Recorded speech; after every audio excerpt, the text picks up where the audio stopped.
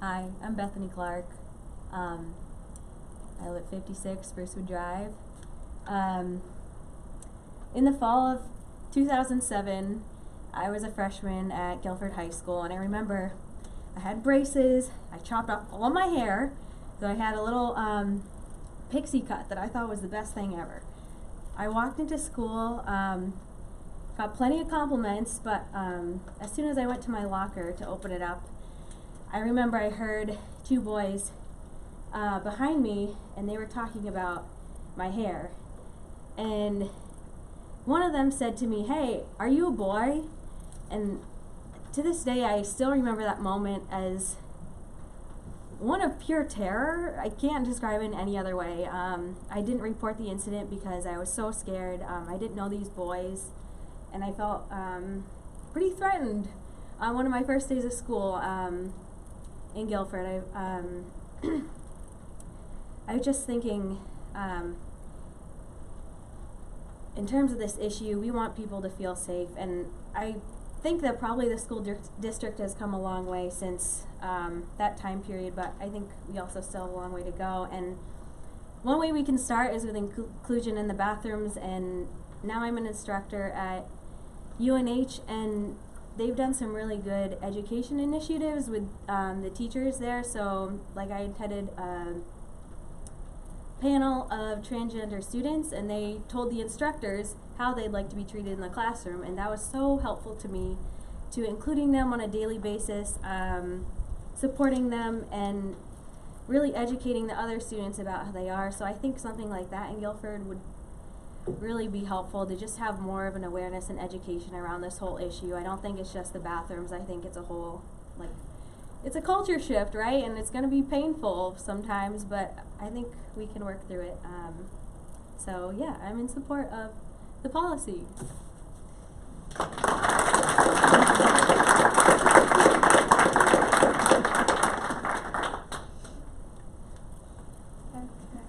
Hi, I'm Michaela Clark. I live at 56 Sprucewood Drive. So first I want to say that I'm in support of the transgender policy that the Gilford School District is putting forward. And I also went to the Talk to a Trans Person a week back or so, and was super helpful. I really hope that like everyone goes to the next one. Really just wherever you're at, I think it's helpful to hear from people who are transgender and hear their own experiences. And one of the speakers there was named Chloe. She's a trans woman. And one of the quotes I wrote down from her was, "There's nothing worse than telling a child that they can't be who they are." Yeah, and so I just took that away from that experience. And another thing I want to say was I went to Green Mountain College, where they have adopted gender-neutral bathrooms throughout the whole campus. So it's just an example of a place where it worked. I never felt unsafe in the bathrooms. This is like on a college campus where a lot of times women don't feel comfortable, or people who don't identify with their born gender are not feeling safe in bathrooms. And there were both single and multiple person use bathrooms. It was just like whether, wherever you felt most comfortable was where you ended up. And I also want to reiterate, some other people said that, I think that we need to go beyond just the policy, that it really is like a culture shift, and I think to have more young people coming back into this area too, I think it's important to have this education and have people up to date and knowledgeable on all these issues. Yeah, that's it.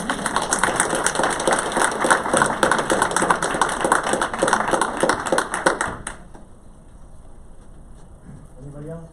Yes, sir.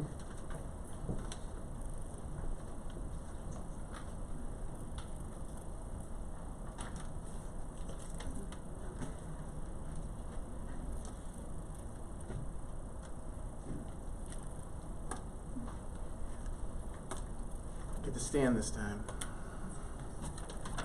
My name is Jacob Maxwell. I live at 59 Belknap Mountain Road. These are facts. There hasn't been one single reported instance of a transgender person or a person posing as transgender that has committed assault in a public bathroom. Allowing transgender people to use the correct bathroom is the law in 19 states, including New Hampshire. If the argument of assault in bathrooms were a real one, there would be evidence. There just isn't. There is much evidence to the contrary. Evidence that is backed up by data taken by reputable organizations, including our own government. I want to focus on one. 46% of transgender children who aren't affirmed by their family and community will try and kill themselves. I'm not sure what the percentage of success is in this act, and I'm not sure I want to know, because just the number of children trying to kill themselves is heartbreaking. The most heartbreaking fact is that it is easily preventable. When a community is affirming to transgender children, the suicide rate drops to the national average of less than 4%. Imagine if that is your child in this community.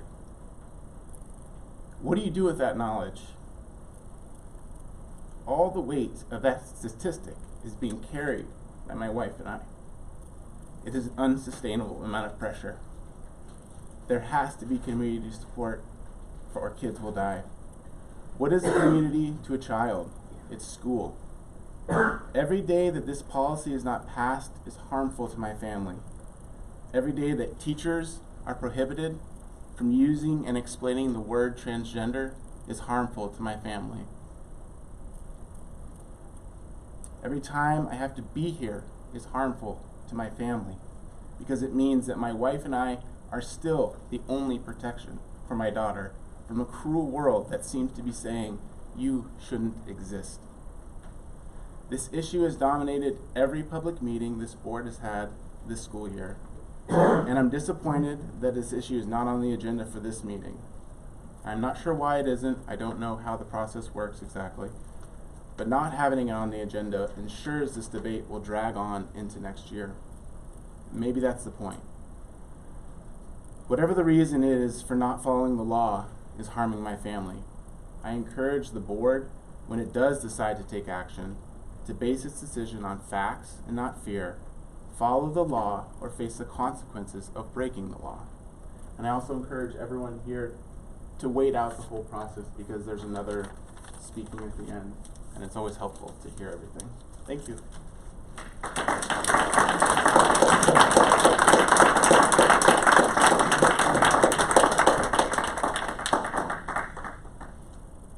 Anybody else? Yes.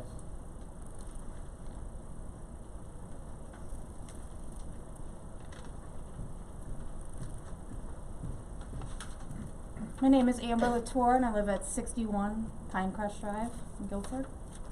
I'm going to keep this short because I said most of what I had to say last time. But again, I'm here to show my support for the policy, and I'm asking the board to fully support the policy. Many of the concerns we've heard are based on a lack of familiarity and knowledge about gender in general, and transgender identity specifically. They're based in fear of the unknown and familiar. Being transgender is not something a person chooses, and we must distinguish fact from fiction and not support transphobic arguments and policies. As we heard, many schools have adopted these policies without incident. All of us are concerned about the safety of our children, and it is harassment to enter a restroom or locker room, no matter what your gender is, with the intent to hurt or harm someone. Even more than their peers, the vast majority of transgender youth have no desire for anyone to see their bodies, and they're only looking for a place where they can feel safe.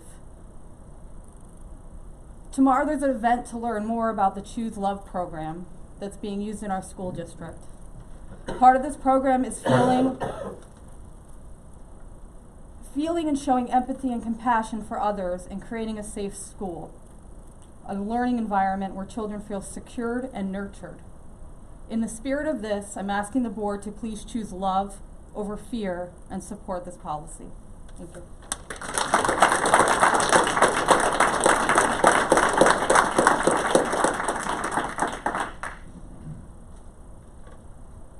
Anybody else?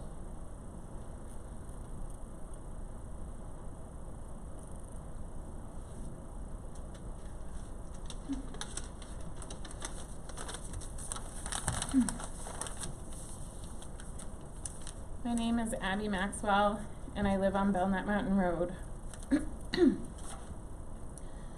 I am here once again to encourage the board to adopt the policy protecting transgender and gender nonconforming students, and to encourage the board and the administration to begin work on educating the public and the school community, as that is the only way to stop the fear of transgender people that is causing members of this community to fight against their rights, and causing a trickle-down effect that greatly impacts the transgender students in this community, my child included. The policy that Gilford has put to the table was not invented by Gilford. It is modeled on the gold standard of policies. In examining it, I would encourage the board to continue to look to the research. There is an ample amount out there, all of which says the same thing. This population of students has been suffering the effects of bullying, stigmatization, and denial of basic human rights for decades, so much so that, as we've heard already, they're attempting suicide at a rate of almost 50%, when the general youth population is less than 4%. That statistic is very real. I have a gender nonconforming little brother who dropped out of high school in the 90s and attempted suicide, all after years of facing bullying. That was before these policies existed, and before there was so much research to back them up. But now we have the benefit of research that makes the question of how to save these children remarkably clear. If these students are supported in their gender identity by their families and communities, they finally have an equal shot at education, mental health, and literal survival. We cannot have equality without equity. And without these policies, these children and youth do not have an equal shot, and their lives are put at risk. I'm unclear why anyone would even consider voting against a policy like this, as all of the opposition comes from fear with absolutely zero research to back it up. There has never been a reported instance of a transgender person causing a problem in a bathroom or a locker room. Never been a reported instance of a predator posing as a transgender person in order to access a bathroom. And there's never been an uptick in predatory behavior once schools and states pass such protections. I would also like to remind the school board that our children are already in bathrooms and locker rooms with transgender people whenever we access public places, as that is also the law. And I would like to clear up a question presented at the last meeting. We will never know how many transgender students there are in the district, even if we see their birth certificates. Children and youth with their families can get their birth certificates amended to reflect their true genders. And with the affirming model of medical care, most of the transgender youth in our district will develop as the gender they identify and will be indistinguishable from their cisgender peers. I encourage the board to pass this policy and the administration to begin doing the necessary work of educating our staff, students, and community around it. 1 month ago, the very day after the last meeting at which this was discussed, my 7-year-old came home and said, "I know that most people in the world hate transgender people like me. That is unacceptable, and it is the direct result of our failure to educate our school community." Thank you.